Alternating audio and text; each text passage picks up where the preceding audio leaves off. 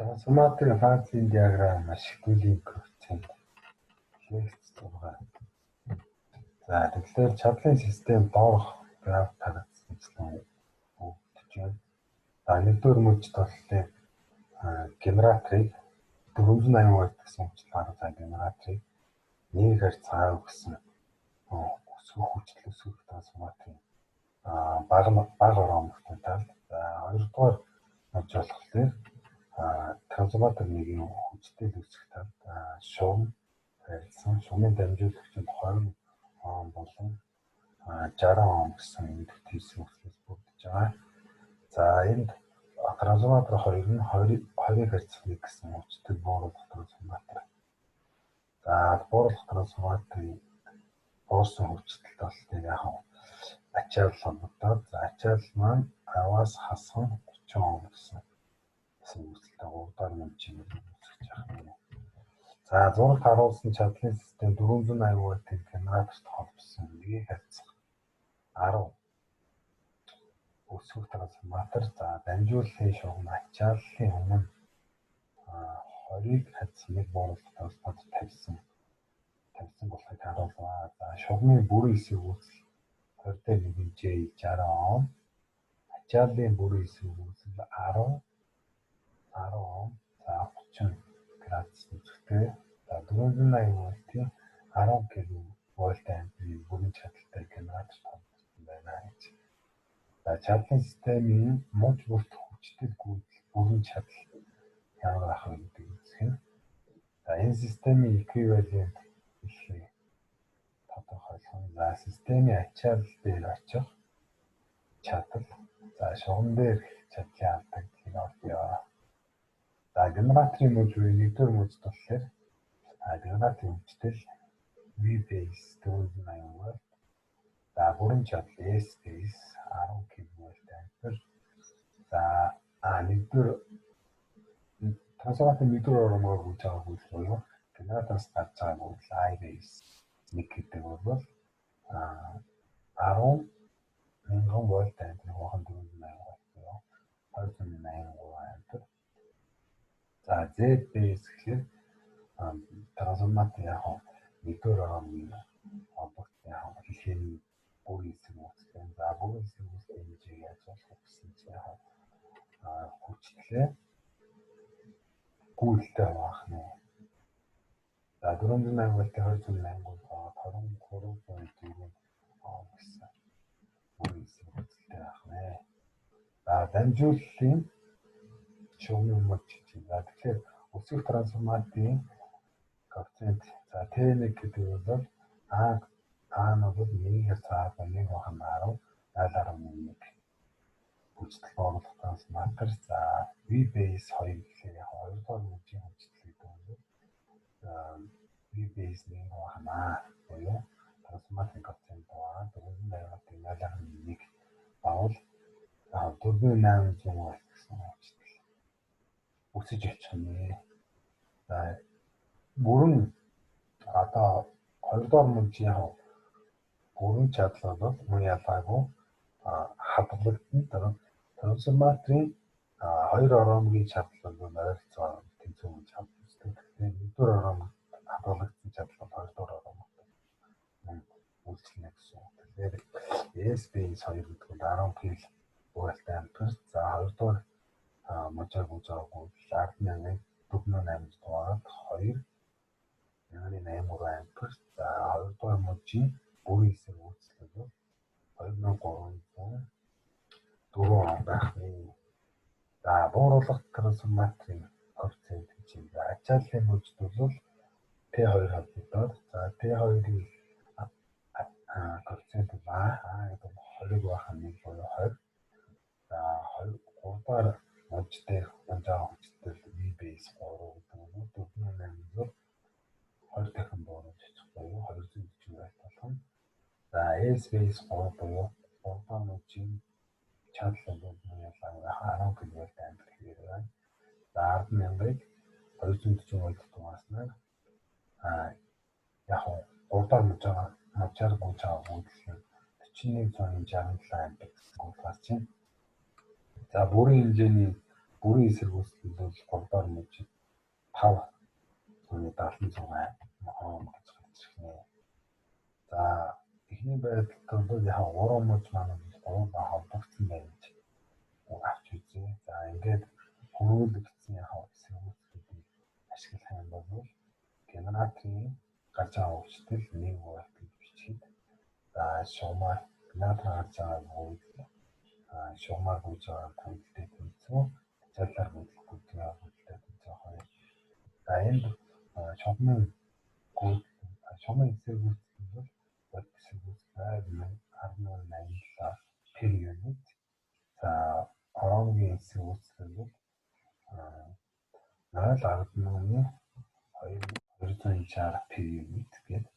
За ачааллын эсрэг үүсэлт бол 1736 градустай P байна.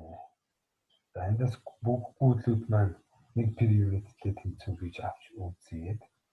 За генератораар гарч байгаа хүчлэл бол 480 байгаад 1 PU. За deadline PU гэдэг бол 20-60 бахан 2304 гэсэн бас эсрэг үүсэлт аваад яг нэг таралцж байгаа яг нэгжний систем хөрвүүлэгдсэн эсрэг үүсэлт гарч ирээд за ачааллын бүр эсрэг үүсэлт бол эсрэг үүсэлтийг өмнөх болсон эсрэг үүсэлт байгаа яг 1736 гэсэн тоо гарч ирсэн байна. За ачаал дээрх чадал гэдэг бол за эхлээд яг гүйдлийн хэмжээг олох нь за гүйдэл бол нэг IPU гэдэг бол VPU байна. Dead total PU. За ингээд нэг вольтыг 0 градус хуваах нь завхацсан цуваа эсрэг үүсэлтийн хэмжээ ахын за хэмжээ эндээс бол гүйдэл 0.569 хасах 30.6 градус гэсэн per unit-тэй тэнцэнэ. За эндээс нийт ачаал дээрх чадал бол per unit чадал бол яг гүйж байгаа гүйдлийн квадратыг идэвх эсрэг үүсэлтэнд өөрчилээд тэгээд 0.487 гэсэн тоо гарч байна. За P-load яг бодит байдлаар олъё гэж санах юм бол P-load per unit-ийг S-base-ээр өөрчлөсөн тэнцүү буюу 0.487 гэсэн тоогоо 10,000 яг вольт ампер гэсэн бүрэн чадалд өөрчилээд 4870 ватт гэсэн чадал ачааллтай ялгах нэ. За шугамын чадлын авдагл гэдэг бол per unit-ээр олсон учраас I per unit гэдэг бол 2 I квадрат per unit-ийг үүснээр I per unit буюу I line дээр шугамаа гүйж байгаа үйлдэл бол